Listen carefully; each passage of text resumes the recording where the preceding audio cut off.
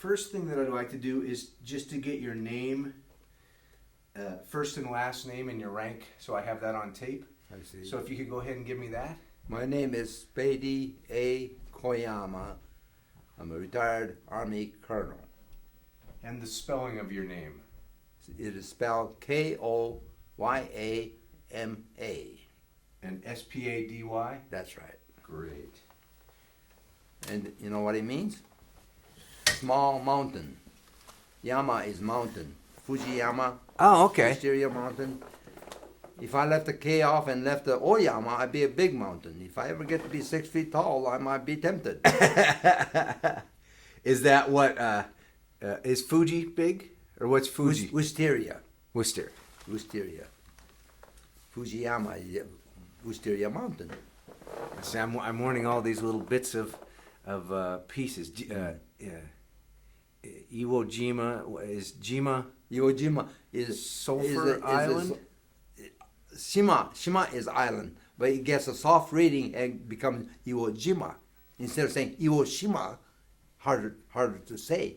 He said Iwo Jima. Ah, but Americans say karaoke.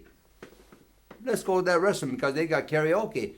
And it is, if you say karaoke in Japan, the Japanese would not understand you because it's supposed to be.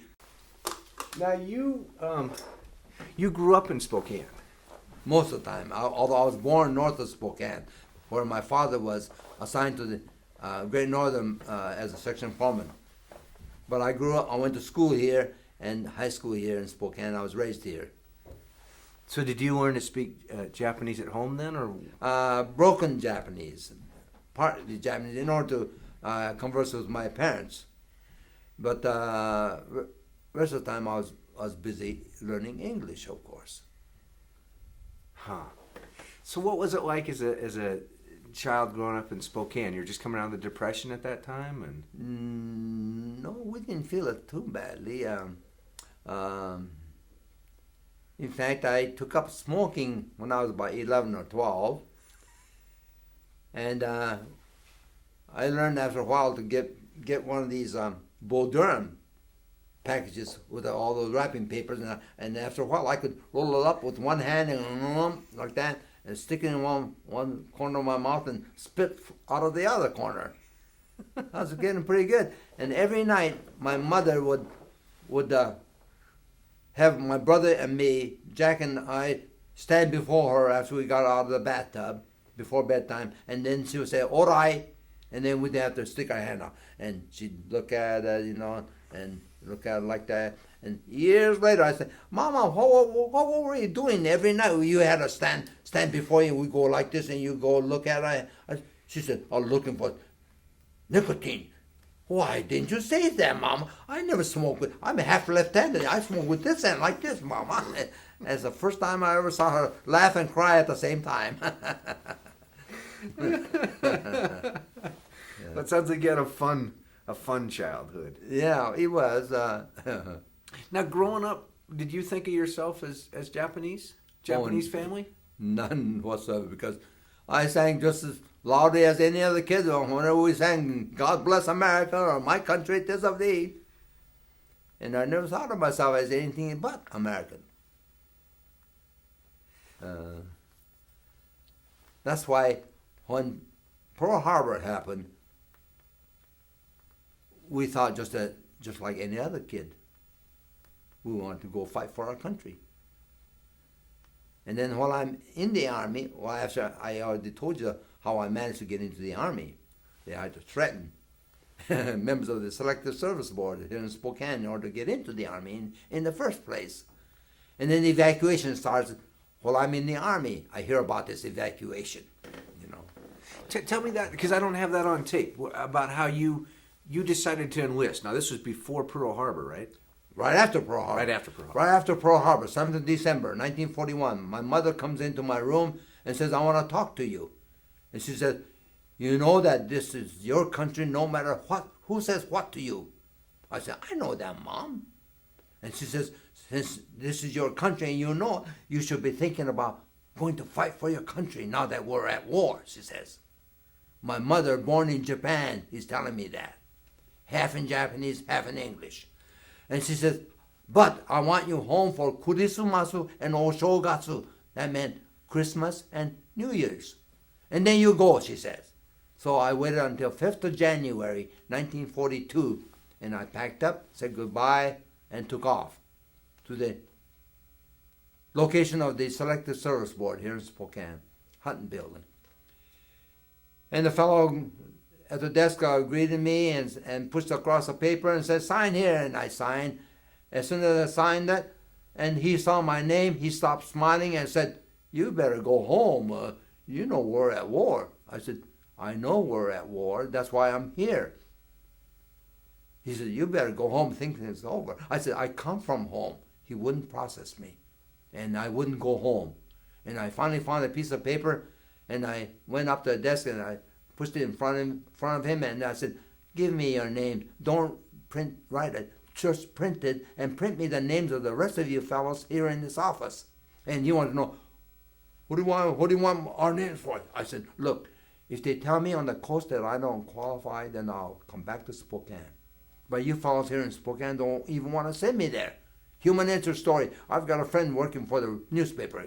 Give me our names. And that's how I got processed, sent to the coast. And on 8th of January, 1942, a month and a day after Pearl Harbor, I raised my right hand to earn $21 a month, buck private, U.S. Army. Was the attitude of this gentleman, was it prejudice, angry, or was he thinking that you didn't understand that it was the Japanese that had bombed Pearl Harbor? I mean, do you think you were stupid or what? I have no idea. Well, about that time, there was apparently rumors about evacuation, I suppose, that he knew about, that I didn't know, that nobody knew about. Because the evacuation order came after I'm already in the Army, and I'm taking basic training in California. At Camp Roberts, Caucasian officer calls me to his office. There were about 7, 8 of us. And when my turn came, I went in there, I saluted, and he said, sit down there. I sat down in front of him, and he stood in front of me, and with a big, thick book, and he's rifling through it, page after page. And I went like that, and I could see that they were written in Japanese, no pictures. And he finally seemed satisfied, closed the book, gives it to me. Naturally, it's upside down to me. I looked at it, turned it over, and he smiled and says, oh, you passed. I said, what did I pass, sir? He says, you passed to go to a secret intelligence school. I said, oh. I said, thank you, sir. And he said, call the next man in. I saluted and went out. About a week or 2 weeks later, I'm ordered to pack up and get on that truck outside because you're leaving. I get on the bus, on that truck, and he takes me down to the railroad station, and there are about 7, 8, 9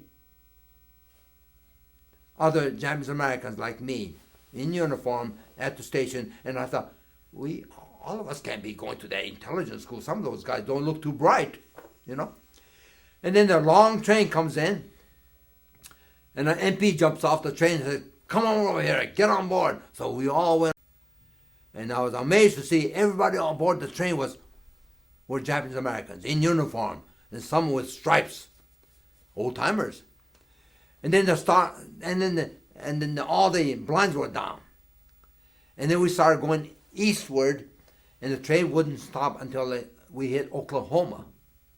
And by that time, some of the fellows were getting nervous, and they said, you don't think this train's going to stop someplace? And we're all ordered to get off, and when we get off, we're facing a row of machine guns aimed at us. I said, what are you talking about? It's the U.S. of A. And then the train stopped in Oklahoma, and to our relief, some names were called off, and some guys got off. And when the train hit Little Rock, Arkansas, my name was called off, and I wound up in Camp Joseph T. Robinson, Arkansas. And about that, so many days later, the same officer who had interviewed me in California comes over and says, Koyama, I had a fellow named Koyama in California. I said, you interviewed me, sir. And he looks up and says, well, what are you doing here? I said, just following orders, sir. Here I am, following orders. He said, well, you missed the first course at the school. You're going to make it for the second one. He writes something down. So I figured, well, I'm going to go eventually up to school he said, up in Minnesota, he said. So I get on the train when my orders come, figuring I'm going up to Minnesota, and I fall asleep. And when I open my eyes and look out, all I see is just open area, look like a desert. I said, where are we? And somebody said, you're in Kansas. I said, what are we doing in Kansas? You're going to Fort Riley, Kansas. And so I got off at Fort Riley, Kansas, and I am assigned to a quartermaster, I think. I think it was a quartermaster called dishing out supplies to troops at a warehouse. And then I get called into report to certain buildings. So I report there, and there's that same colonel. I recognize him. And he looks up, he recognizes me. What the H are you doing here? I said, sir, I'm just following orders. I thought you were going to send me from Arkansas up to Minnesota, but you sent me to this place. And he said, there's something else now. He said, you're going to go up there yet. And then I get my final order some weeks later. So this time I don't fall asleep. I keep my eyes open, and we go through Nebraska. And then we start heading north. I'm finally going to Minnesota. And then we wind up at Camp Savage, Minnesota, the location of the Military Intelligence Service Language School, to learn anything and everything about Japan and Japanese history, language, customs, everything, A to Z. And after we graduate, it was a 6 months accelerated course. After we graduated in June 1943, were shipped to Fort Snelling near St. Paul, awaiting orders to travel. And then my orders finally came, and then I'm sent aboard a ship on a train to California, San Francisco, and we board the ship, and the ship starts headed down south towards South America, Central America. And I thought, how come we're going that way? We're in the Pacific is that way. East, we're going south. We kept on going towards south, and I thought, well, how come? Where are we going anyway? Maybe we're going to join other ships someplace in a big fleet of armada, you know. And then around Central America, just before we come close to the South American continent, the ship slowly turns east. One ship now, unescorted, our ship, and then takes a southern route straight across to New Zealand. And it took about 11, 12 days, I suppose. And every day we're gambling aboard the ship. We're throwing dice, playing cards, you know, poker, or throwing 3 dice at what they call Shigoto, 4, 5, 6. And somebody noticed that I'm playing every day. And so a sergeant says, Koyama, you start going downstairs before mealtime to check on when we can, as a unit, can go down and eat. So from there on, I have to give up gambling every so often and run downstairs to see when we can go down and eat, because I'm not seasick at all, you see. In fact, I told somebody, if I had my choice, I wouldn't have joined the Army. I would have joined the Navy, but they wouldn't take me. They wouldn't take me in the Army Air Corps either. Only thing open to me was the Army. So I'm in the Army. Now, how old are you at this time? I'm 20. It was 4 years after I graduated from high school, and I'm working on a farm near Spokane that I was able to get in the Army. So I'd be about 23, 24, I suppose. Yeah. So do you know what they're sending you over to do at this point, or do you just... By that time, you see, those of us who are the extrovert types, who wouldn't let a enemy take over a conversation or interrupt or anything like that, are grouped into one group and trained to become interrogators. The submissive types, the quiet types, the studious types, are trained to become translators who could translate documents miles behind, way back. You see. But we're in the forward areas because we're the interrogators. We have to interrogate as soon as an enemy is captured, you see. So I'm an interrogator in MacArthur's headquarters, and I start wearing this GHQ shoulder patch, you see. And then I get asked to interrogate prisoners captured by the Australians. So I'm placed on a temporary duty, TDY, temporary duty, and every day an Australian sergeant will come around, pick me up, and take me to a camp right outside Brisbane in Queensland to interrogate Japanese prisoners. And at noontime, he would say, first day he said, let's go eat. And he'd take me to a building and he said, you follow me and do exactly what I do. So I follow him, keep my eyes on him, and then so many feet forward, he suddenly stopped and stuck his hand out, and a pitcher of beer was placed in his hand. So when I got to that place, I did the same thing, and I got a pitcher of beer. So we both go to a long table, and we sat down, and we're guzzling away, and then food is brought into us. Sergeant's mess hall, mind you, not an officer's mess hall, but a sergeant. And that's when I told this fellow who came from Australia 2 years ago, 1999, to ask me about my life in Australia and how I helped the Australian Army. So I wrote back and I described the sergeant's mess hall. And he wrote back and says, we enjoyed your description of the sergeant's mess hall in Australia, and please accept this as a token of our appreciation. And he sent me a key ring, which had on one side had the picture of the Australian flag. And when you push that, in the middle of the key ring, it turns around and out comes the picture of a kangaroo. And that's what I wore during the last Olympic. And I said, I don't have an Olympic medal, but I've got a medal from Australia.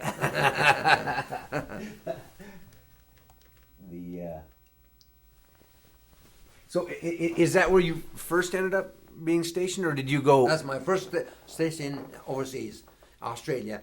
And then I noticed some fellows were going over to forward areas. And that was a general headquarters, you see. So my boss was an Australian major. And I kept asking him, when can I go overseas like some of the others are going forward areas? And he kept telling me, Koyama, you go back and you continue doing a good job, and we'll see. And I kept after him. And then one day, I'm assigned to interrogate an officer, Japanese officer. And as soon as I go in there, I explain to him what we're going to talk about. And the more I talk, I can see that his face is getting redder and redder. He's getting angry at me for some reason I couldn't figure out. And after a while, I explained to him, now let's get going and let's start. And by that time, he comes forward, leans forward, and he spit in my face, this Japanese officer. Naturally, I reacted like a true American. I cussed at him in Japanese and spit back in his face. And as soon as I did that, this Japanese officer complexion changed from red to white. He suddenly realizes this fellow who's standing in front of me like a Japanese innocent man speaks perfect Japanese. He's not Japanese. He's an American. No Japanese innocent man would dare do what he did to me. So he figures, I just signed my death warrant. I'll be dragged out of here and get shot in a moment. So his complexion changes to white. After a while, his body starts shaking, and he says, I must go to the restroom.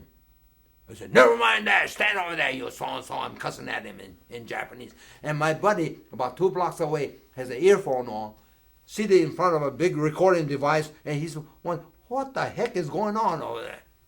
All he can hear is me just raving and ranting at him, and that's all he hears. And finally, I said, stand over there. And pretty soon, he couldn't stand it. He urinated in his pants in front of me. And by that time, I pulled the cord, it rang a bell, and the Australian guard came in. I said, take him away.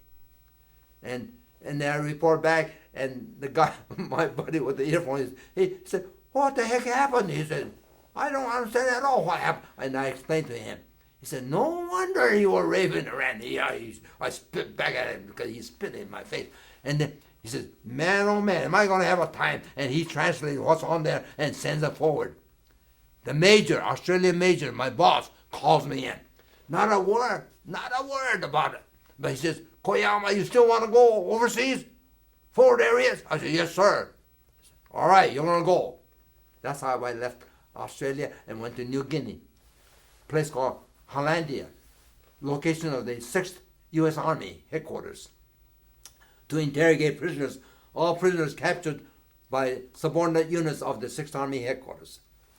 And that's where I came in contact with a Japanese Navy prisoner, petty officer, a fellow named Takayama, big fella.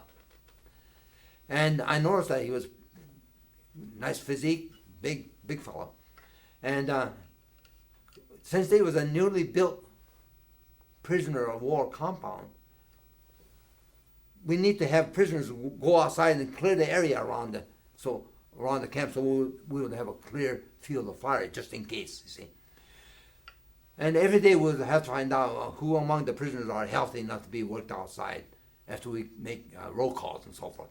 So I told the officer in charge there, why don't we get one of them to do the roll calls and select from them who the healthy ones are who could be worked outside. And we will supervise, but let them do that. He said, how would you work it? I said, we got quite a bit of blue-looking cloth in the warehouse over there. We could cut that into strips and have them wrap around the arm as a token of authority. And we could assign one man to be in charge. And he said, how would you do that? That Navy fella, that big fella, put him in charge. Takayama, Yoshio is his name, Yoshio Takayama. Put him in charge and have him select subordinates, assistants, half a dozen of them, and they can all wear the blue armbands. And we did that, and from there on, everything worked just perfectly. Week after week, month after month. I was there about 5 months, I guess. And then suddenly one day we get orders to pack up, break down your tent, and pack up because we're all leaving. So I started breaking down the tent where I had my typewriter and so forth. And Takayama came to the entrance and he motioned for me, so I stopped and went inside. And Takayama says, I know you're all leaving, but I have one final request. I said, what is it? He said, I would like to know your name and address so that possibly after the war I could thank you properly for all the kindnesses you've shown us. And I was surprised. I thought I was just doing my job. And I said, you know I can't give you my name. That was our order. We always use nicknames or whatever. Never our full names, our rank or anything like that. We never wore any rank insignia, you see. Really? Oh, I didn't know that. Huh. Yeah. Just uniform only. And no name either. This comes after World War II, you see. We never wore a nameplate. And so I said, you know, I can't give you my name. And he seemed so disappointed. So I said, look, if I survive and get to Japan after the war, I know who you are and where you come from. I know you come from Kagoshima. I will look you up. And with that, he saluted me, so I saluted back, and we parted. And then I got on board this ship, LSD 552, LSD, landing ship tag to the Navy, but to us Army passengers, LSD stood for Large Slow Target, 552. We all headed northward, and we finally found out that we were going to head for the Philippines someplace. That's where we're headed. And within sight of our destination, that's where we're going to go, somebody said. We could see the islands. We got attacked by Japanese kamikaze dive bombers. A Divine Wind kamikaze dive bombers. And in the meantime, I had tied part of my body to a part of the ship so that I wouldn't roll over at nighttime. And a fellow stumbled over me one time, and I looked up and he looked down, and I recognized him as my favorite driver who always volunteered to be my driver in New Guinea. And he said, what are you doing down there? I said, I found a place where I can sleep. And he said, look, I've got a command car all by myself. Come on over and share it with me. So from there on, I'm riding like a prince. As we approached that target, Leyte, Philippines, right beside our command car. He's standing to my left, and we're getting attacked. And at one time, there was a dive bomber directly overhead, and I looked up, and I could see black dots coming. I knew what they were, so I hollered, "Flop!" And both of us started to flop together. But the bomb landed on his side, Andy's side. That's his name, Andy. And he got the brunt of it. And I never saw him since then. I even tried, had a congressman try to locate him in Minnesota. All I knew was that we just called him Andy, and the big guy, and that he came from Minnesota. He got the brunt of it.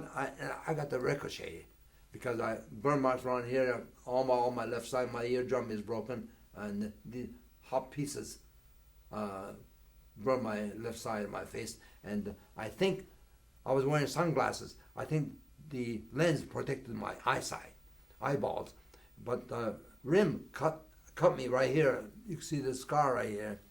And so when I came to, there's a noise in my left ear, broken eardrum, and I couldn't see out of my right eye because of the blood flowing into my right eye. I don't know that. So I thought, maybe I lost my left ear and maybe I lost my right eyeball. So from this position, there were about 26 of us lying on the beach when I came to, naked except for our shorts. Somebody had cut off all our uniforms and shoes, boots, and everything else. So I thought, what are we doing here in the open area? We could get strafed at any moment. And I thought, oh, I know, we must be waiting our turn for medical attention so that they could tell at a glance where our injuries are. That's why we're stripped naked, I thought. And then I thought, well, I can't. And then I could hear firing going on, but I couldn't hear too well. So from this position, I lifted my right arm to check my face. Oh, there's my left ear. And then went this way, I could feel a jagged piece of sticking in my face. And went this way. And then I was pleased to discover that I had my right eyeball. There's my right eyeball. And then I started to put my arm down to my side. And then I got the message from someplace. The good Lord, the angel, and said, don't put your arm down the way you was. Leave it on your chest. So from this position, I left it on my chest. Out of 25, 26 naked bodies, I'm the only one with an arm on his chest. And that attracted attention. To make a long story short, that's why I never got buried.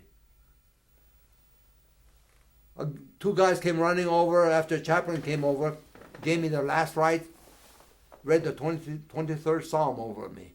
Yea, though I walk through the valley of the shadow of death, I shall not. I thought, holy mother, where does he think I'm going? Two guys came running over with a stretcher, put me aboard, and then took me to a tent and put one of those face masks over me so that I could breathe easier. And from there, they put me aboard the ship, and the ship took me to a hospital nearby, and that happened to be one of the Admiralty Islands. And I'm in the hospital there, and a couple of days later, by that time, I'm wide awake. A guy comes in with a clipboard. He says, Sarge, he says, what's your home unit? I said, GHQ. MacArthur's headquarters, Australia. He said, no, your home unit. I said, well, I was on temporary duty with the 6th Army headquarters in New Guinea. He says, Sarge, I want your home Marine unit. I said, I'm no Marine, I'm Army. And he stopped writing, took off. A couple of days later, I'm wheeled out of there by myself, placed aboard the ship, and taken to an Army hospital on New Caledonia. A couple of days later there, somebody comes in with a white hospital tunic and says, all you guys straighten up in here because you're going to get your Purple Heart today. General's going to come around and give you your Purple Heart. And so we straightened up and looked spiffy. And sure enough, here comes a group of officers. And I could see a general, I think he was 1 or 2 star general. And the general officer on the right with a piece of paper would read off the name, and the officer on to his left would pass the Purple Heart to the general, and the general would go up to the guy and pin it on. And as they approached me, finally my name is called out, and the guy, on the left side, gave the general the Purple Heart. The general take a couple more steps, then finally looks up, sees my face. He stops walking, and another officer behind him walked into the general, because the general stopped so suddenly. He was looking at my face. So the officer who had read my name to the general says in a loud whisper, "Sir, he's one of us." And the general looked at him as if to say, "You better be right about this," and took the last remaining couple steps forward, and with trembling fingers pinned the Purple Heart to my hospital garb. And I'm glaring at the general. I thought, if he pricks me with that pin, I'll holler in Japanese right into his face. I'll fix him. And I'm glaring at the general. But he didn't. And that's how I got my Purple Heart. So they, even at that stage, a lot of the military still wasn't, didn't know. Hardly anybody knows that we're there all over in every campaign in the Pacific. 5,000-6,000 of us are scattered in small groups, see, in every campaign in the Pacific from Guadalcanal on. In fact, at Tuskegee in Alaska is where the first graduates went. And then the first graduates at Tuskegee, by the time I get there, New Guinea campaign, see. Now you seem like a pretty happy-go-lucky guy, so a lot of things probably just float off your back like... Oh, yeah. In fact, in Australia, I almost got into a fist fight with an Australian guard. He was a guard. Because he kept referring to us as Japs. You know, Japs to us is derogatory. And I said, I talked to him quietly. I said, you know, Japs are the ones that I go down to interrogate. I said, I'm a Yank, down under like other Yanks. He said, yeah, that's right. He nodded his head. Looked kind of funny. And a few moments later, I hear him say Japs again. And this I went up to him and I said, look, I just told you, don't use that word. We're Yanks. And he looked kind of surprised. He said, yeah, I know that. He said, well, then why do you call us Japs? And then he said, wait a minute. I had my fist caught by that time. He held up his hand, Japs, C-H-A-P-S. I said, holy Moses. That's what happened. Was there? Did you feel separated as within the service because you were in a Japanese American, because you had some heritage? In 6th Army headquarters, we were placed, a bunch of us, there were a few translators and a few of us interrogators in one big tent. And that tent is right next to the tent occupied the military police. So if we ever get called towards dusk or on a cloudy day and we have to go interrogate, go someplace, we always go next door to the MPs. And a tall, blonde MP, not a short, dark-haired MP, but a tall, blonde MP would always come out to accompany us to wherever we had to go for our protection. Because there were several occasions when some of my buddies got shot at because they were mistaken. Huh. Was that tough? I mean, because that seems kind of interesting. Here we say, you're an American. You were born here. You were raised here. Right. Because I have a German heritage. You know, they weren't interning my relatives and what Hitler was doing. Yeah. But yet, here they come to you and not only do they say, we want you to serve, and you willingly go to serve, but we're going to put you on the front line and we're going to have you go interrogate people that, for all you know, could be relatives. Mm-hmm. Yeah, because it could be my brother. My younger brother, who went with me to Japan after we lost our father when I was 5 and he was 3.5 or 4 years old. He went to another relative. 4 of us were scattered, 2 sisters and 2 brothers. 4 of us were sent to Japan. My older brother, Jack, remained here in Spokane with my mother.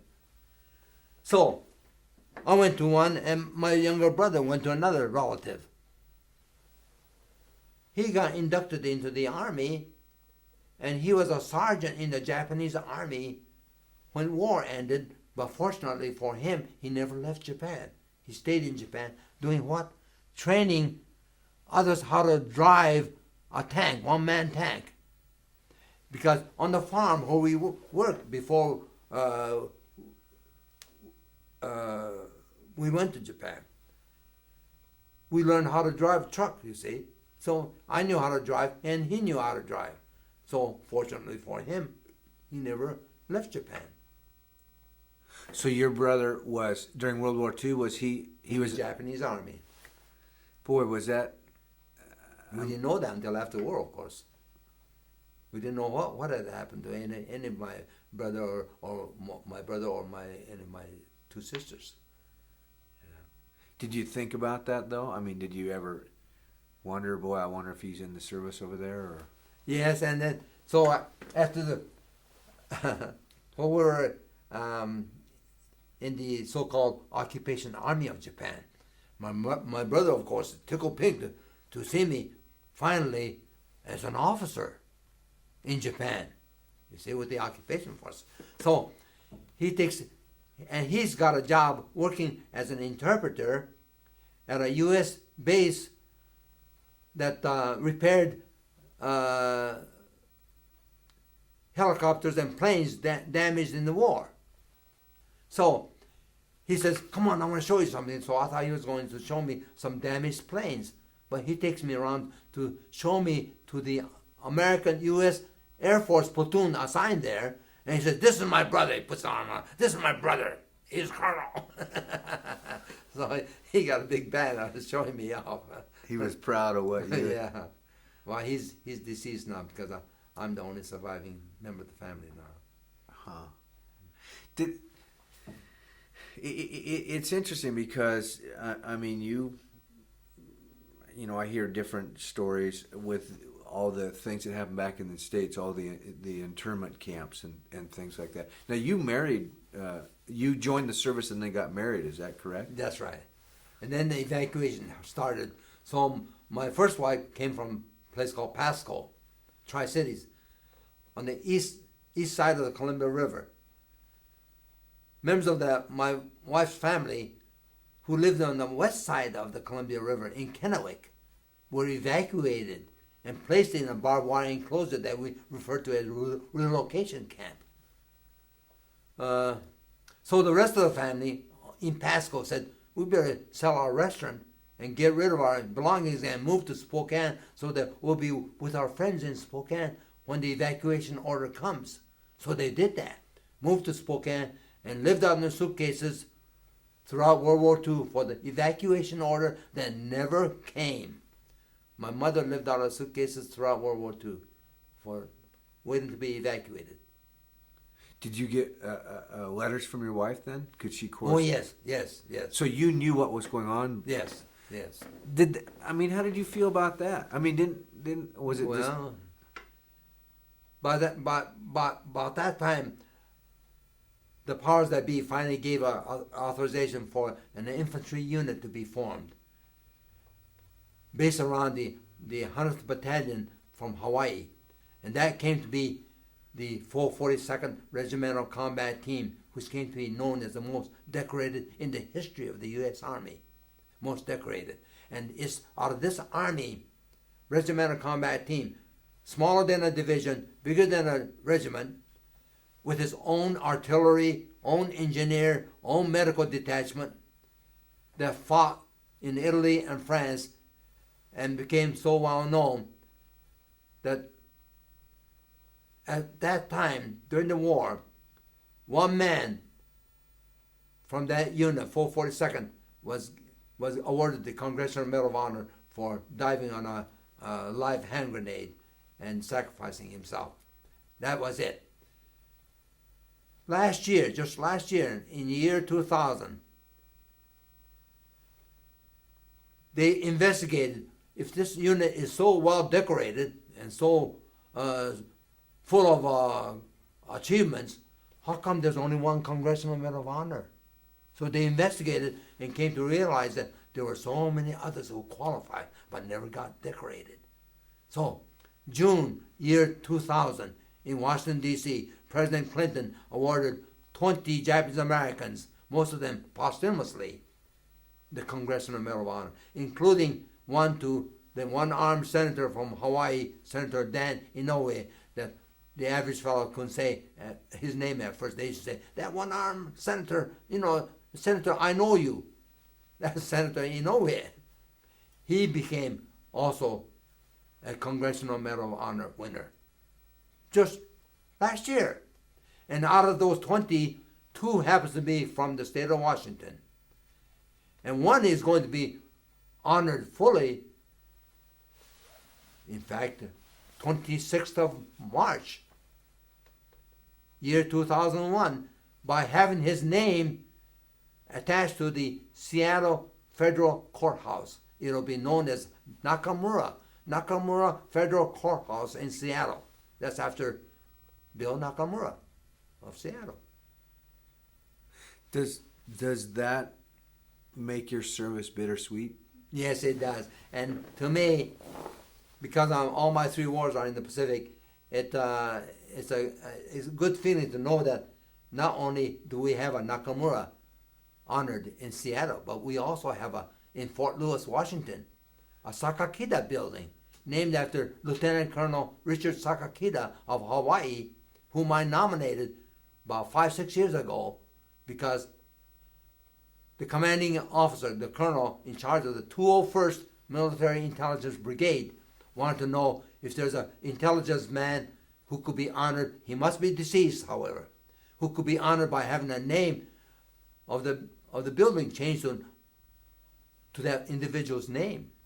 So I nominated Sakakida because he had just died about 3-4 months earlier.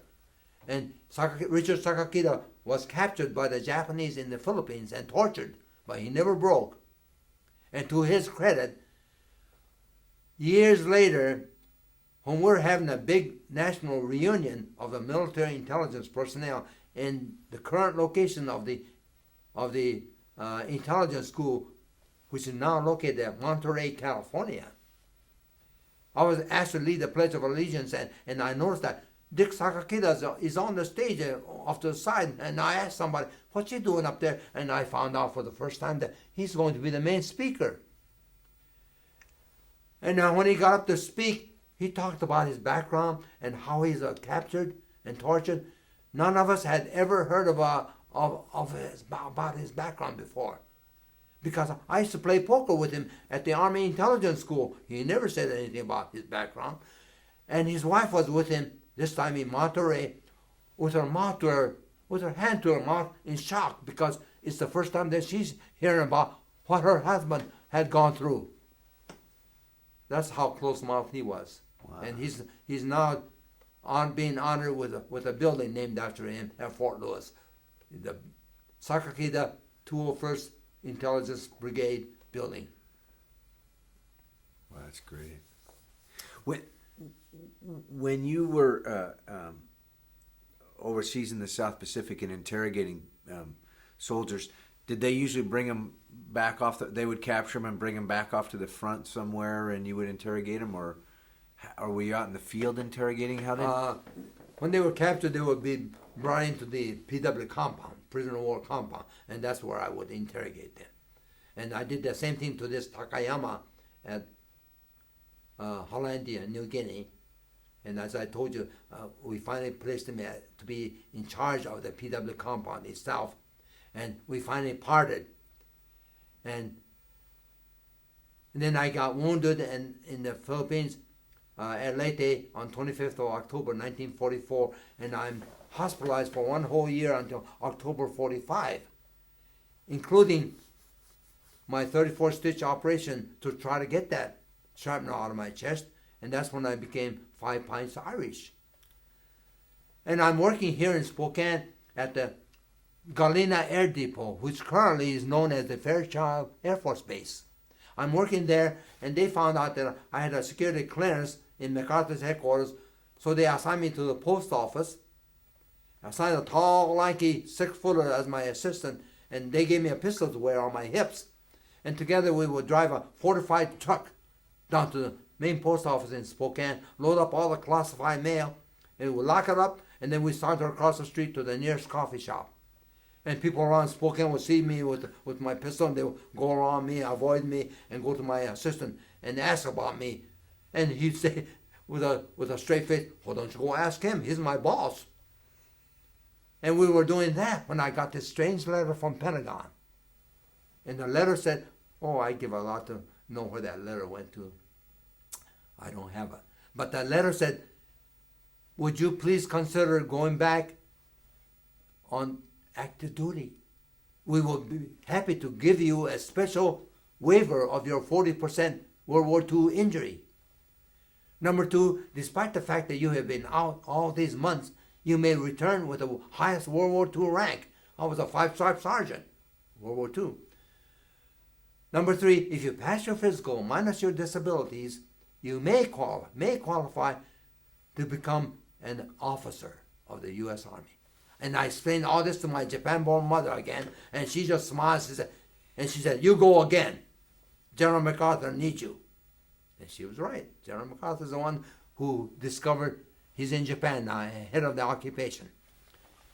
He's losing by the dozens all the linguists that he had during the shooting part of the war.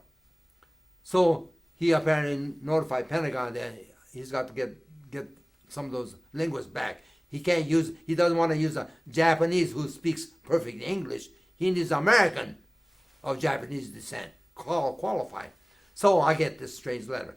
So I went back in again, January 1947, as a 5-stripe sergeant. And about 6 months later, I'm on a direct field commission.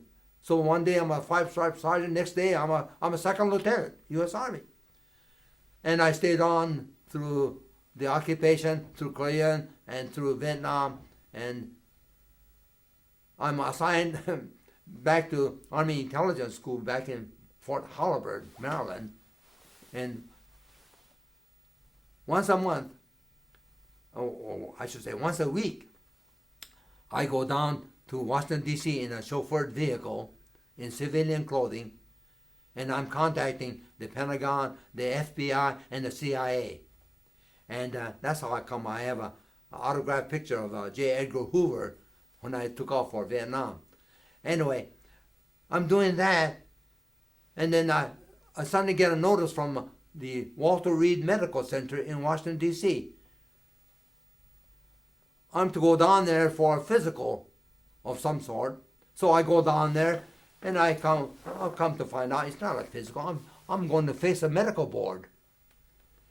And it's headed by a full colonel, and the colonel says, Colonel, we find out that you've been on active duty all these years with a special waiver of your 40% disability from World War II. I said, that's right. A couple more years, if you leave me alone, a couple more years, I'll have 30 years. He says, we find now that you don't qualify any longer to be on active duty as an officer. So we want you to go home to the state of, and he turns to one of his members, state of what? We want you to go home to the state of Washington and go fishing. That's what I've been doing for 31 years now. I'm still fishing. When you interrogated, it sounds like you were kind of caught in a middle where you built some good friendships up within the service, but now you go in and interrogate people, and the soldiers are looking at you and thinking you're Japanese, and you speak good Japanese, and then all of a sudden they realize you're a Yank, and so now it sounds like maybe most of the fellows knew, but only ones we had to worry about are the new personnel coming over from the States. Sometimes they would get nervous if they're on guard duty and shoot first and ask questions later. That happened to several of my buddies. They got shot at. And I talked to you. I mentioned about this Takayama, this Navy prisoner that I interrogated. So I'm in Japan, and one day I'm driving the Jeep, and I drive across the Army Demobilization Bureau office headquarters, and I suddenly, I made that promise to Takayama that if I got to Japan, I would look him up. So I drove my Jeep inside and told my story to the first man, and he excused himself. He comes back with the head man himself, who's just flabbergasted that there was such a story during wartime between an American and a Japanese. And he says, I realize now that from what I've heard that you're looking for this man who's a Navy man. Well, this is an Army Demobilization Bureau, but I would be honored if you would give us a job of looking for your Navy man. I said, fine, fine. Within 2 days, he had him. Takayama is back on his farm, back way down south in southern part of Japan.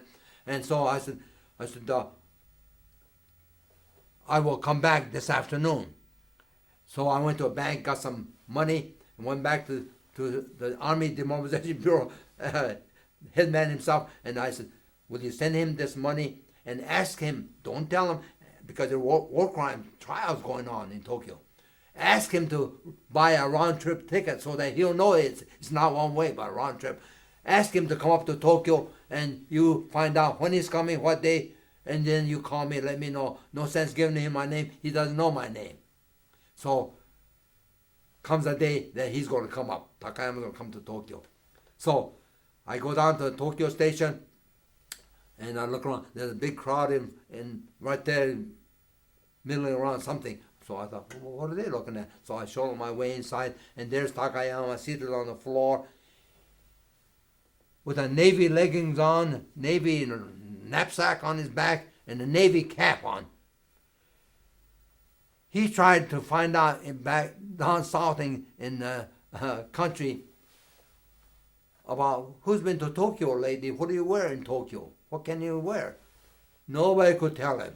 So he thought, well, I can't be wrong if I wear part of my Navy uniform. So he's got leggings on and cap on and so forth. And people around Tokyo are milling around trying to find, where did this guy come from? Wearing part of a uniform of a defeated country. And they're looking around and milling around him, and then our eyes finally met, and he recognizes my face immediately. Big tears started flowing down. I said, come on. And I dragged him out of that place and took him to the nearest clothing store and outfitted him properly. And I took him home to the quarters in Tokyo, and he slept on the downstairs couch. And about 7 or 8 days later, I said, don't you have to, you can use that telephone, don't you have to call home and let them know you're safe, you're with me? And he said, I think they know, because he says, I thought of you, and he said, he told his rest of the family, if it is, don't expect me back right away, because I will be working for him as long as he's in Japan. So he says, I don't have to call him. I'm sure they realize that it is you. So I said, no. You got to go home. You're the head of a family. You're the head of a farm. You got parents to look after. I finally got him on the train. He went home. About a week later, young teenager, he's 18 years old kid, comes up to Tokyo asking for me. And he starts talking in local gibberish. I said, speak regular, straight Japanese. And I find out that his name is Hirano, Satoshi Hirano, next door neighbor of Takayama's farm. And he says, I am here as his substitute to work for you. I said, I can't use you either. I have a houseboy, I got a housemaid. And he says, I can't go home. I said, oh my. I said, well, wait a minute. What if I got you a job in Tokyo? Then you can look in on me as often as you want, check on me, make sure I'm all right, and then you can report back to the farm. He thought that was fine. So I got him a job in Tokyo. He stayed in Tokyo. He's still in Tokyo. He's married to a Tokyo gal, no kids. But for the past 30 years, he's been an elected Tokyo City Assembly member of the Diet. And in 1989, Hirano and Takayama, two of them, together come to Spokane to stay at my place. And at that time, I'm in the midst of forming 1989. I'm still involved in the doings of the Spokane chapter of the Retired Officers Association, of which I was the 3-term president. And I know that Colonel Sam Gracio, who came into the chapter quite recently, is a former prisoner of the Japanese. And he and I are good friends, good buddies anyway, because I gave a talk before the ex-prisoners of war Spokane chapter down at the Veterans Hospital where they are located. So I said, Sam, how would you like to meet your counterpart? A Japanese prisoner of ours is coming over.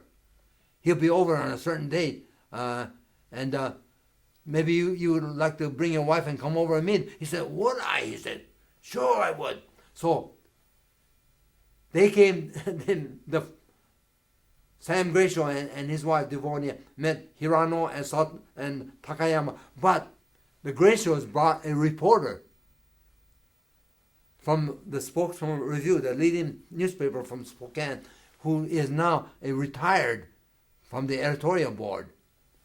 And it's a she, Rebecca Nappy is her name. And she is intrigued, of course, with the story. She's asking all kinds of questions, and I'm the interpreter, you know.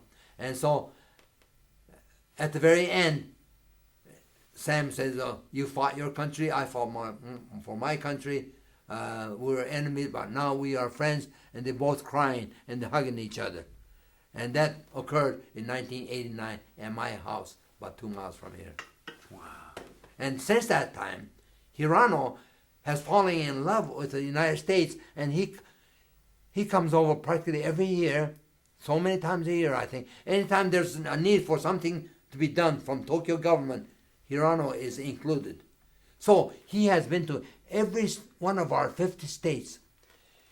7 years ago, 1994, he was in Alaska, touring Alaska, when he found out about my 8 bypass coronary surgery that I survived. And so he has his driver, brings his own driver, drive him down to Seattle to Spokane to check on me. And all he did was take pictures of me to show to Takayama, his next door neighbor, you see. And he's been to every one of our states, and like one time he said, our next trip will be from New York State up to Canadian border. Will you give me a list of things I should be looking for? I said, I can give it to you right now. One word, Niagara Falls. That's all I know. It's because I've never been there. I said, and he said, you've never been there? I said, no, I haven't. And so, last May,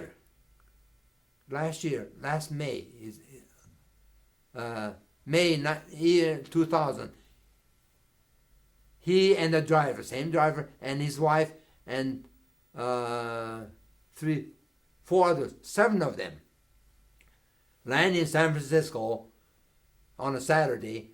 Sunday they rent a car, big van, for 7, and drive straight up north, Oregon, Washington, to a cheap motel in Spokane, and he calls me, we're here.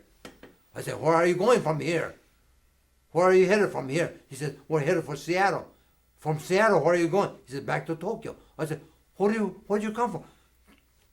To see how you are. Because we heard after all these years, we want to check to see how you are. So the only purpose was to check on me. Last year, May. And I said, well, tomorrow is Wednesday. I said, Wednesday is my exercise day. We go exercise Monday, Wednesday, Friday. And I said, by the time you're getting ready to leave, I've got to go to exercise. And he said, where do you go? Oh, not too far away. A great big church, big parking space. He said, do you have to pay to get in? I said, no, free. He said, can we go and watch you? I said, of course, if you want to, you come over to my house and I'll lead you, drive you over there. So I led them over to the exercise place, and I explained to the people at the exercise, about 75 of us exercise. I said, we're going to have a group of 7 Japanese from Tokyo, led by an elected politician. From here, they're going back to Seattle to board a plane to fly back to Japan. But their only purpose in coming to Spokane is to check on my health. And by that time, my wife is telling the leader of the exercise group, if you could all, they'll be seated back there, if you could all stand up at a given signal, turn around, smile, wave, and say, Ohio. Don't say Indiana or Pennsylvania or anything else. Ohio. That means good morning. So if everybody could say Ohio, then they will know that we appreciate their presence. And so they did that. Oh, the visitors were very flabbergasted. Oh, they know Japanese. Oh, no, they don't know Japanese, but they know Ohio. Happens to be one of our states. So that's what happened a year ago. Huh. Wow. And but 2 weeks ago, Hirano calls me 3:30 in the morning. And he says, what time is it? I said, 3:30. Oh, that's good. I said, it's 3:30 in the morning. Oh, he says, just flabbergasted. I said, what can I do for you? Are you coming over? He said, no. We have heard all about the earthquake.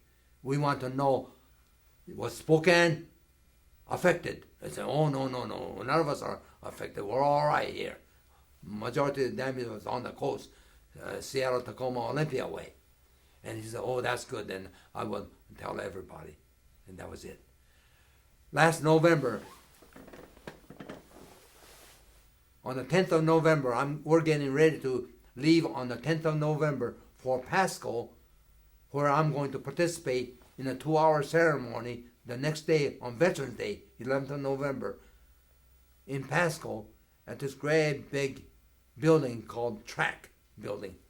TRAC, T-R-A-C, stands for Tri-Cities Agricultural Center building. I think it can take in 10,000 people maybe. But anyway, 2-hour program had an estimated 2,000 people. Very long program, 2 hours, but I'm the keynote speaker. So on the 10th of November, day before that, we're getting ready to leave that day for Pasco. Get a phone call from Tokyo, from Hirano.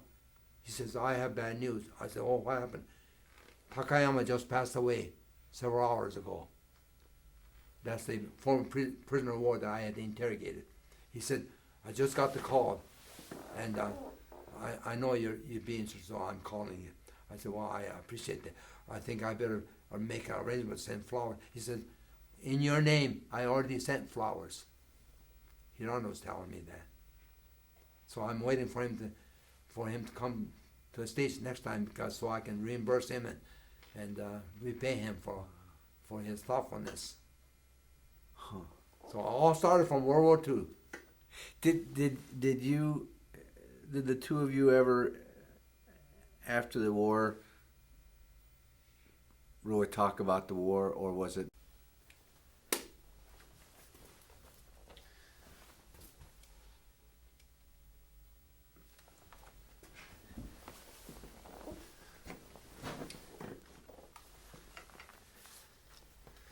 Okay. The first time that I met Takayama, the prisoner that I interrogated in New Guinea, was we usually go through an induction ceremony, so to speak, in which we had them line up, take off all their uniforms off, dirty, bug-ridden uniforms, and empty their pockets, and anything they don't want, throw in the back. Anything they want to keep, drop it in front of you. And put your uniform to the side.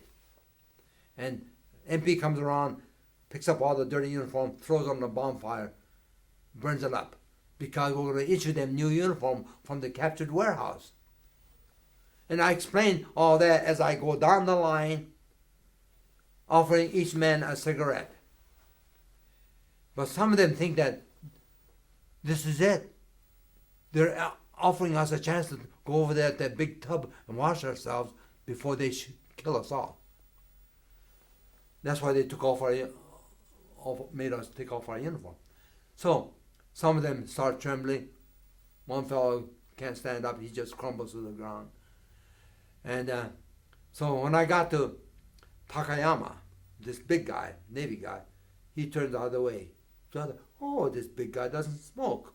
So I kept on going down the line, and then I turned around, and as I come back in front of Takayama, he suddenly sticks his hand out. So I thought, oh, he wants a cigarette after all. Maybe he's going to go give it to somebody. I give it to him. He right away he puts it in his mouth. So I light it for him. Oh, he smokes. So I told one of my buddies, save that big guy for me. I want to interrogate him. So we take them to a place where we give them new uniform and take them inside to be fed. Their own shop, own food. A couple of days later, I finally get hold of Takayama. One of my first question was, you refused my cigarette the first time I came around, but you, as I came back, you stuck your hand out and I gave you a cigarette. He said, some of the fellows thought that we were going to be executed. So on that basis, he said, I didn't want to even accept a cigarette from an American. So I declined. But as you went down the line, from someplace, he says, I heard everyday Japanese being spoken in a normal tone of voice. He thought, well, this can't be a place for execution. So when he came back, I changed my mind. I wanted that cigarette. So I gave it to him. So after that, everything worked just fine. So is that a lot of what, in your mind, you tried to do was to reassure these? I mean, you kind of knew what they were. So once I convinced them that they are not going to be tortured or executed. Like one man in Hollandia was a guard at one of the big war plant manufacturing building, so huge and so important that a railroad track ran right into it. You know that it's important, that what they're making is important and big enough and so forth. And so I finally convinced him by cigarettes and talk that you're going to be sent from here down to Australia and kept until after the war and then be sent back to your home, back home. Nothing else is going to happen to you. And I finally convinced him, and so he started to open up about what was being manufactured there and how he was transported. The railroad track came in, and at the very end he said, let me draw you a diagram, he says. So he drew me a diagram of the railroad track that came in this way and went out that way, and here was his post of where he stood guard and so forth, all the details. And I submitted that along with my report. About 3 weeks later, the liaison officer for the 5th Air Force comes looking for me. So when he saw me, he says, I've got something to show you. 2 pictures, he says. Here's the first picture of the building that your man that you interrogated drew. That's the picture. Here's the second picture. I look at it, nothing but dust. He said, that's after we dropped the bomb on it. He said, thanks to your report, we eliminated a big manufacturing plant. And at that time, I was still an enlisted man, of course, and my boss was an American major. And when we finally got, war ended and I finally got to Japan in 1949, my major, who was my boss in New Guinea, is now working for the CIA. And he says, say, Spady, did you get the Bronze Star? I said, no, what Bronze Star? For the work you did in New Guinea, on that plant that the 5th Air Force liaison man came asking for you, and I directed him where to go and so forth. Didn't you get a Bronze Star out of that? I said, no. And then he hemmed and hawed and finally says, you want me to look into it for you? And I said, forget it, George. I said, too much water on the dam. And I thought privately to myself, dumb dodo, if he wants me to have it, why ask me for it? Why doesn't he go get it for me? That was the end of it. And about 3-4 years later, he passed away, so I never brought up his name. When you interrogated a lot of these soldiers, did you find out as you talked to them they were just the same as you? Oh, by that I mean just people to people. Yeah. So could you get them down to? I mean, was it always an interrogation, or was it a point where you got them where you had conversations? And at a certain stage, oftentimes it became a conversation. cigarette for him, cigarette for me, and we're just smoking away, conversing. How many? Now, what did you say? How many kids you have, and what do they do, and so forth, so forth. Oh, they like to talk about their families, because they miss them. Especially they've been there without any communication for months and months. And for example, if they're sent from Japan to say China, and from someplace in China they're sent down to say Formosa, Taiwan, and from there down to southern islands, and so they go from flip flop all over the islands. They're completely at a loss. They're just lost. So when a friendly guy comes along with they love the American cigarette, we could just say we won half the war with American cigarettes compared to the lousy tasting, sawdust tasting Japanese cigarettes. So they're just pleased, especially when I say, okay, then I'll see you again maybe next week. Here, take some cigarettes with you. Oh, they're pleased when I give them the extra cigarettes. Oh, yeah. Were a lot of them demoralized? Because wasn't it? I hear the stories of the rather than surrender or be captured to commit They thought suicide. that they were going to be captured and interrogated and afterwards executed. That's the propaganda. That's the reason why we have so many civilian suicides in Okinawa. Women holding babies jumping off cliffs because they didn't want to be captured by the Americans.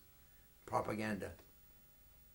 So the same as we provided propaganda to our soldiers, the emperor was providing propaganda to the soldiers in Japan, saying, if you get captured, these terrible things are... But it sounds like everybody was treated fairly... So much of it was an eye-opener for them when they finally realized that guy who speaks good military Japanese, he's not Japanese at all, but he's an American who speaks perfect Japanese. He looks Japanese, but he isn't, and he's very kind. He gives us cigarettes galore. How did they train you to interrogate? Did you practice or? Yeah, we practiced, and first of all, they separated us among those who were the silent extroverted types, and the yeah. So I was among those trained from the very beginning to become an interrogator. I think the fact that we treated them kindly spread the word among the prisoners, because at one time in New Guinea we had what would you call it? A field day, like a miniature Olympic day, in which we had running races with legs tied together and so forth, and we give them prizes that we captured from the Japanese warehouse, all kinds of food prizes and so forth. And out of the kitchen we had extra food prepared as prizes. We'd give them out. And then American cigarettes. Oh, they were just pleased, happy. So the day came when 500 of them were to be sent down to Australia. And on that occasion, I happened to be the only linguist there available, so I accompanied the military police with truckloads down to the place where they would board the ship to take them down to Australia.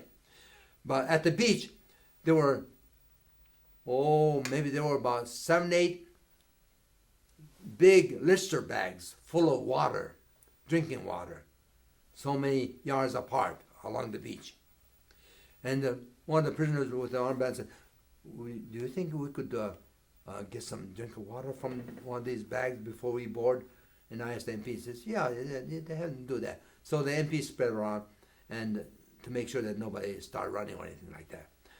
But so I was standing next to the one of the Lister bags, and then here comes the screeching noise of trucks coming down on us, and the leading truck came to a halt, and the big burly sergeant jumped off, and he starts running towards the Lister bag where I am. And the prisoner was about ready to drink, and he sees the sergeant bearing down on him. So instead of drinking, he went like this and dropped all the water out of the cooler, handled, a cup attached to a long handle about so big. And as the sergeant approached, he started to hand it towards the sergeant, turned the handle around. And the sergeant came to a stop, realized these were prisoners. So he swore, he said, I'm not about to take it from any of them, or something like that. So I hissed to the prisoner, I said, give it to me, hand it over. And I grabbed the handle from the prisoner and went like this to let the sergeant know that I'm dumping all the water out of there. And I turned it around and stuck it in shoved it towards his stomach. And in a loud English, I said, okay, Sarge, here you are then. And he said something like, well, this is different. And he took it, see. And then I told the MP, get on board right now. They all boarded, no problem. But at that time, everything was quiet because the sergeant had cussed at him. He said, I'm not about to take it from any of them. And so on the way back, the MP next to me says, how come you were at that particular Lister bag? I said, I don't know. Good Lord saw to it that I'd be at the right time at the right place. And the sergeant came towards me, and good thing I was standing right next to the prisoner and able to grab that handle from him and give it to that sergeant. I said, and good thing I remember to speak in Japanese. Not in Japanese, but in English. I said, if I spoke in Japanese, I said, there might have been some bloodshed there.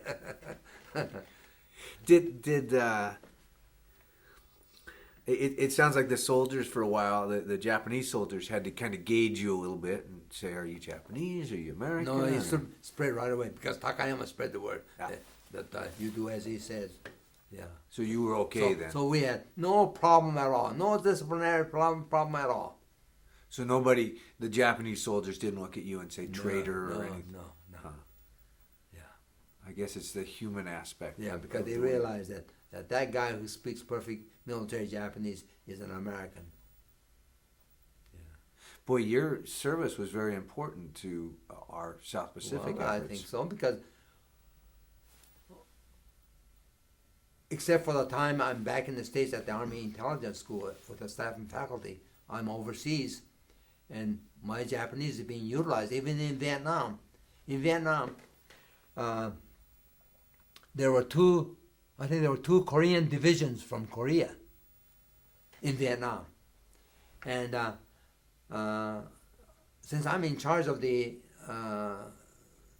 all counterintelligence efforts in Vietnam, in the G2 office, in the USRV headquarters, United States Army Vietnam headquarters, with a daily control over one military intelligence detachment, commanded by a lieutenant colonel who reported to me every day. One day he says, one of my men's having a hard time interrogating one of the informants. I said, what kind of informant? Well, he's a Korean colonel who doesn't speak too much English, and my man doesn't speak Korean, of course, too much. So I said, but if he's a colonel, he must be fairly old. I said, let me know when he goes out again. I will go with him. Because all Koreans of a certain age all spoke Japanese because they were part of Japan. So when I went with him, and as soon as I saw him and I spoke Japanese, the colonel responded in Japanese, of course. So from there on, I said, what do you want to know? You ask me, and I will interpret. And I was the guy's interpreter, and he wrote down everything. Oh, he was very pleased to get all the information. Yeah. So even in Vietnam, I was able to use my Japanese. Are you proud of your service, your time? Oh, yeah. Because I'm 83 now.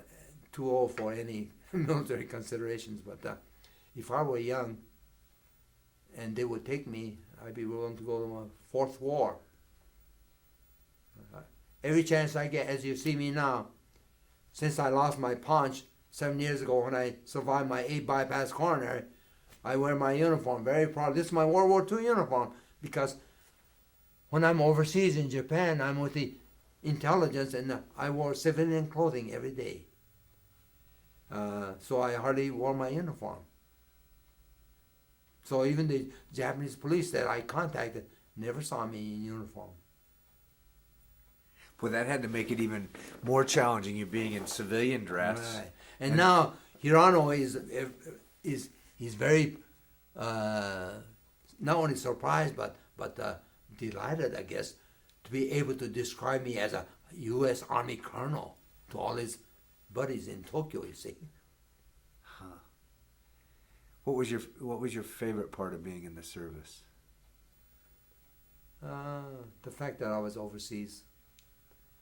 The fact that I'm able to do something overseas, like the Korean War, when I interrogated those 7 communists, like in Vietnam, when I'm in charge of all the counterintelligence efforts in Vietnam, and I made 2 trips around in convoys, vehicular convoys, and also on helicopters, and that's where I got exposed to Agent Orange. So I liked being overseas, but of course, being back in the States, I'm always assigned to staff and faculty. Then back in Fort Holabird, and back there they utilized me to the maximum by having me conduct liaison in addition to teaching requirements by my subordinates. So once a week I get in my civies. That was my requirement. Never come in uniform, always be in civies. And so I'd always have a briefcase because I would pick up documents from FBI or CIA, you see, or the Pentagon. And when I went to, my driver would take me up to CIA, they thought that I was a civilian doctor from Pentagon, see. So I said, "Doctor, good morning to you, sir." They always address me as doctor, see. Good morning to you. Do you think if we faced a war again with Japan, not that I would think that it would ever happen, but do you think that what happened here in Washington State with the internment, do you think that could ever happen again, or do you think that we... Well, I hope not, that whoever is president would know better than to incarcerate citizens without trial. The very fact that we didn't incarcerate Americans of Italian descent or Americans of German descent, but only Japanese descent. And the fact that the President Bush had to apologize on behalf of the United States for that internment phase and give token sums of reparation amount. Something like that should never, ever occur again here in the States. And that's the reason why my mother, the Japan-born mother who egged me on in the first place to go fight for our country, is now buried here in Spokane as an American citizen. She got her citizenship based on the fact that our service in World War II proved that we were Americans like anybody else. So citizenship was open. So she applied and got her citizenship. Wow. Why do you think that they didn't inter the Japanese? I mean, the Germans, the Italians. Well, because this General DeWitt, General Dimwit is, I always make a mistake. It's not General Dimwit, it's General DeWitt. Recommended to FDR that if we get invaded by Japan to the Pacific coast, we're not going to be able to tell who's who. We better do some evacuation from California, Oregon, and Washington, which is what FDR bought and in a proclamation put into effect.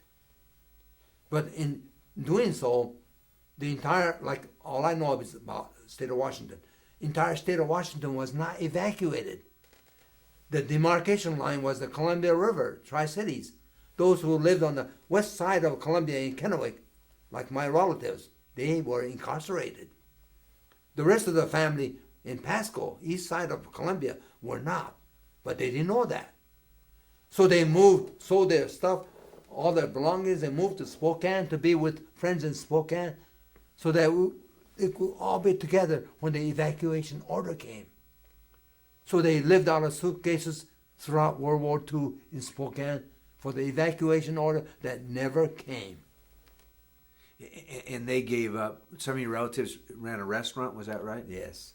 So they lost their business. Oh, yes. Oh, yes. Tremendous losses. Yeah. That just seems, I've talked to a number of citizens that had happened to, and I don't hear any bitterness, which surprises me because I don't think I would be that forgiving of it. But like my mother had remarried in the meantime, and her husband, my stepfather, continued to work with about a dozen other Japanese citizens down at the Great Northern Railroad. Doing what? Handling mail, baggages, and servicing all the troop trains that came through Spokane. And some of the passengers would say, "Who are those guys running around here?" Well, they're some of the hardest working Chinese we could find. That was the answer they got. They would have had a fit if they found out they were enemy Japanese. That's I heard in Seattle. They had a pin if you were Chinese that you would wear. I am Chinese. I tried to buy one of them from a girl at a USO in San Francisco. I said, "How much would?" She said, "Are you propositioning me?" She said. I said, "No, that pin you got there." She wouldn't sell it. She said, "I wouldn't know what to do once I lost it. I don't know where to get it." But they want to be known as, "I am Chinese."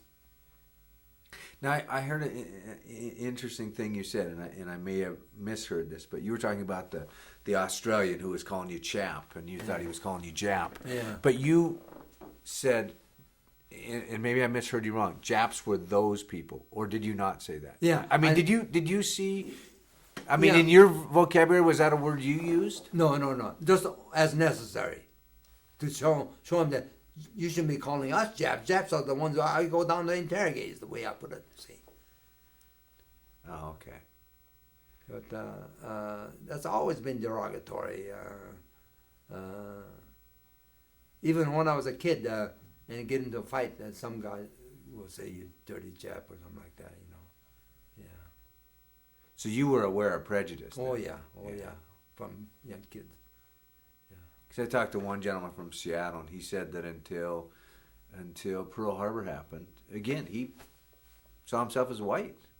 He was an American. He was born here. He lived here all his life. Yeah. And he said he was coming home. He was just a little boy coming home from the movie, and somebody said something after Pearl Harbor, said the damn Jap, and he went home to ask his mom why they called him that. And then, Like this Senator Dan Inouye of Hawaii, who got the Congressional Medal of Honor.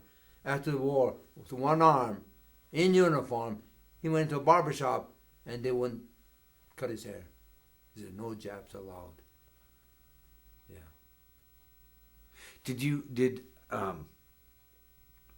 Who was it we were talking to? Because they had, that's it, they had gone to boot camp in the South, and they had drinking fountain for colored folk, and they had the white folk. Mm-hmm. And this gentleman, who was a Nisei, said, I wasn't sure where I was supposed to go. That happened to me, and this happened in Little Rock, Arkansas.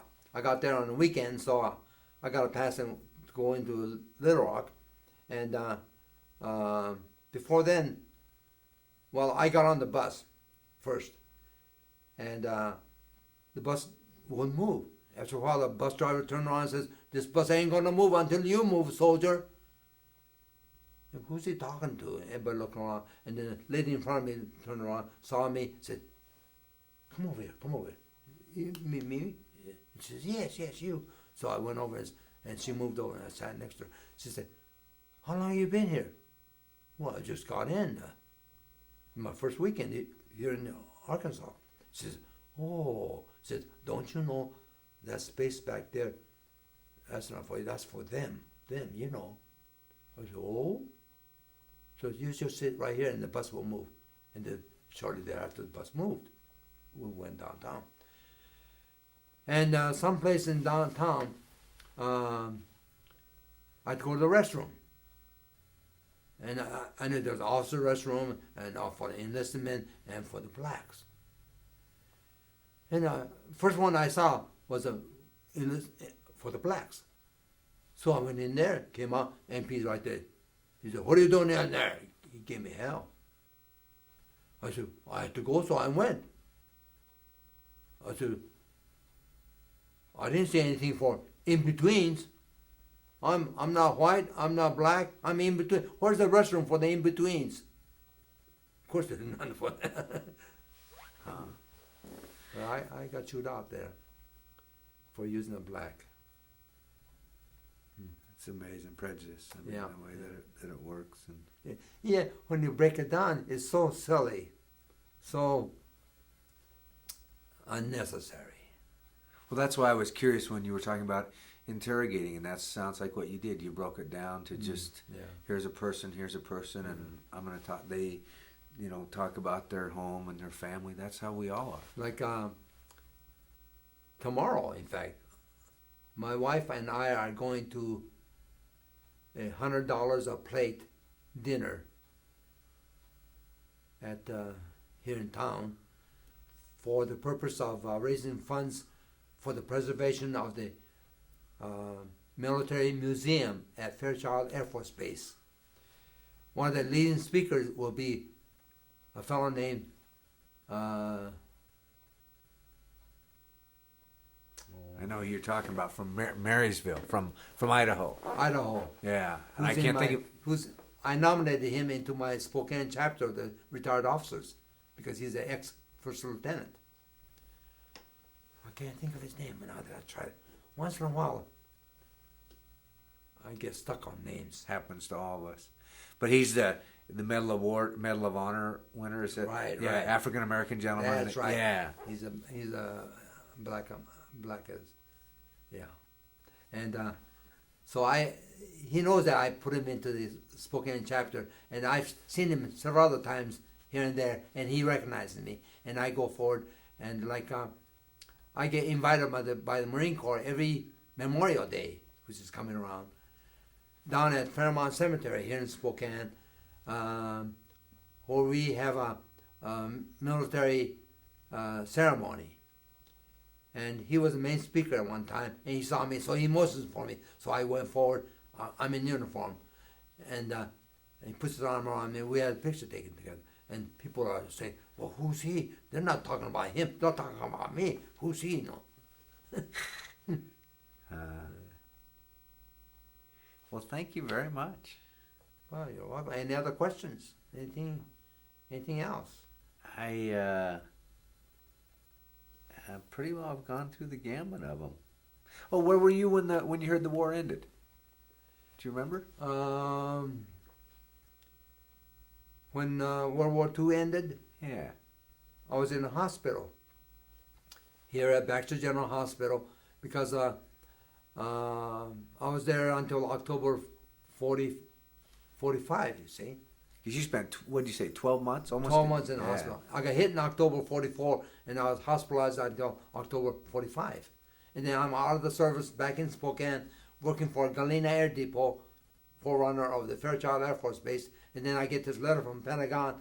And then in January 1947, I'm back in the Army as a sergeant. 6 months later, I'm back in the Army as a second lieutenant. 2 more wars, Korea and Vietnam. And now I've been retired and still fishing for 31 years.